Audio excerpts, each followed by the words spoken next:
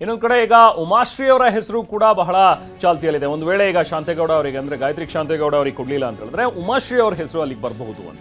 ಸಭೆಯಲ್ಲಿ MLC ಉಮಾಶ್ರೀ ಸೇರಿದಂತೆ ಇತರರು ಬೇರೆಯವರೆಲ್ಲರೂ ಕೂಡ ಭಾಗಿಯಾಗಿ ಮಾತಾಡ್ತಾ ಇದ್ದಾರೆ. ಗಾಯತ್ರಿ ಶಾಂತೇಗೌಡಗೆ ತಪ್ಪಿರುವಂತಹ ಒಂದು ಸಚಿವ ಸ್ಥಾನ ಏನಿದೆ, ಈಗ ಒಂದು ಸ್ಥಾನ ಏನು ಬಾಕಿ ಇದೆ, ಆ ಸ್ಥಾನ ಈಗ ಉಮಾಶ್ರೀ ಅವರಿಗೆ ಕೊಡಿಸ್ಬೇಕು ಅಂತ ಹೇಳಿ ಲಾಬಿ ನಡೀತಾ ಇದೆ. ಉಪಸಭಾಪತಿ ಬದಲಾಗಿ ಮಂತ್ರಿ ಮಾಡಿ ಅಂತ ಹೇಳಿ ಉಮಾಶ್ರೀ ಅವರು ಕೇಳಿದ್ದಾರೆ.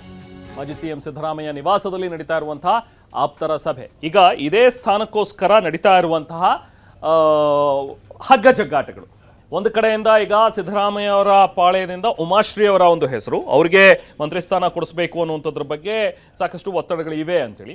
ಇನ್ನೊಂದು ಕಡೆಯಿಂದ ಈಗ DK ಪಾಳೆಯದಿಂದ ಲಕ್ಷ್ಮೀ ಹೆಬ್ಬಾಳ್ಕರ್ ಅವರ ಹೆಸರು ಕೂಡ ಅತ್ಯಂತ ಚಾಲ್ತಿಯಲ್ಲಿದೆ. ಲಕ್ಷ್ಮೀ ಹೆಬ್ಬಾಳ್ಕರ್ ಅವರು ಇನ್ಫ್ಯಾಕ್ಟ್ ಕಳೆದ ಬಾರಿ ಸಿದ್ದರಾಮಯ್ಯ ಅವರ ಒಂದು ಸಂಪುಟದಲ್ಲಿ ಇದ್ದಂಥವ್ರು, ಸಚಿವರಾಗಿ ಕೆಲಸ ಮಾಡಿದಂಥವ್ರು, ಹಣ ಮತ್ತು ಸಮಾಜ ಕಲ್ಯಾಣ ಸಚಿವರಾಗಿ ಅವರು ಕೆಲಸ ಮಾಡಿದರು. ಆದರೆ ಈಗ DK ಸಂಪುಟದಲ್ಲಿ ಬಹುಶಃ ಲಕ್ಷ್ಮೀ ಹೆಬ್ಬಾಳ್ಕರ್ ಅವರಿಗೆ ಸ್ಥಾನ ಸಿಗುತ್ತೆ ಅಂತ ಹೇಳಿ ಅನ್ಕೊಂಡಿದ್ರು. ಆದರೆ ಒಬ್ರಿಗೂ ಕೂಡ ಮಹಿಳೆಯರಿಗೆ ಇಲ್ಲಿ ಸ್ಥಾನವನ್ನು ಕೊಟ್ಟಿಲ್ಲ. ಇದ್ದಂಥ ಏಕೈಕ ಹೆಸರು ಅದು ಗಾಯತ್ರಿ ಶಾಂತೇಗೌಡ. ಆದರೆ ಇವರ ಹೆಸರು ಹೇಗೆ ಬಂತು ಅನ್ನೋದ್ರ ಬಗ್ಗೆ ಸಾಕಷ್ಟು ಅಚ್ಚರಿ ಇಲ್ಲಿನ ನಾಯಕರುಗಳಿಗೂ ಕೂಡ ಇದೆ. ಸೊ ಹಾಗಾಗಿ ಅವ್ರ ಹೆಸರನ್ನ ಕೊನೆ ಹಂತದಲ್ಲಿ ವಿಥೆಲ್ಡ್ ಮಾಡೋದು.